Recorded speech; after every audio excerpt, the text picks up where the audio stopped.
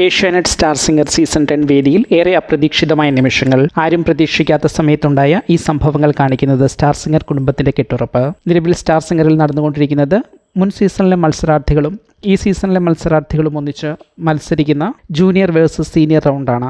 ഇതിൽ നിലവിലുള്ള 12 മത്സരാർത്ഥികളും മുൻ സീസണുകളിലെ താരങ്ങൾക്കൊപ്പം ഓരോ പെർഫോമൻസുകൾ നടത്തി. 3 എപ്പിസോഡുകളിലായി ഓരോ എപ്പിസോഡിലും 4 പേർ വീതം, ആകെ 12 പെർഫോമൻസുകൾ. ഇതിൽ അവസാന എപ്പിസോഡിൽ പവിത്രയും മുൻ സീസണിലെ നന്ദയും ഉൾപ്പെട്ട ഒരു പെർഫോമൻസ് ഉണ്ടായിരുന്നു.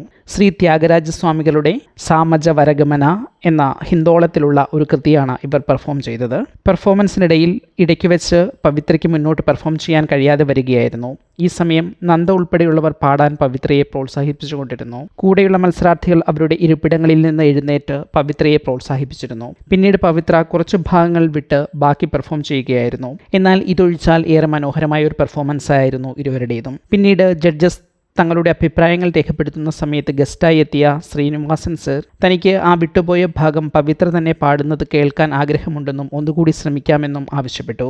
എല്ലാവരുടെയും പ്രോത്സാഹനം ഏറ്റുവാങ്ങി പവിത്ര തനിക്ക് ആദ്യ ശ്രമത്തിൽ പൂർത്തിയാക്കാൻ കഴിയാതെ പോയ ഭാഗങ്ങൾ മനോഹരമായി പൂർത്തിയാക്കി. ഇതോടെ ശ്രീനിവാസൻ സർ വേദിയിലെത്തി പവിത്രയെ അനുമോദിച്ചിരുന്നു. തീർച്ചയായും പവിത്രയുടെ കോൺഫിഡൻസ് ഉയർത്തുവാൻ ഇത് ഉപകരിച്ചിട്ടുണ്ടാകും. പെർഫോമൻസിനിടയിൽ ചില ഭാഗങ്ങൾ വിട്ടുപോയത് മാർക്കിൽ പ്രതിഫലിച്ചിരുന്നു. അതിനാൽ പവിത്രയ്ക്ക് ഈ പെർഫോമൻസിന് 95 മാർക്ക് മാത്രമാണ് ലഭിച്ചത്. നിലവിൽ ഡേഞ്ചർ സോണിൽ നിൽക്കുന്ന 5 പേരെ എടുത്താൽ അവരിൽ ഉൾപ്പെട്ട പവിത്രയ്ക്ക് ഈ കുറഞ്ഞ മാർക്ക് ഒരു വെല്ലുവിളി തന്നെയാണ്. അതേസമയം തങ്ങളിൽ ഒരാൾക്ക് പ്രശ്നം നേരിട്ടപ്പോൾ സഹമത്സരാർത്ഥികളും സ്റ്റാർ സിംഗർ കുടുംബവും നൽകിയ പ്രോത്സാഹനം പറയാതിരിക്കാനാകില്ല.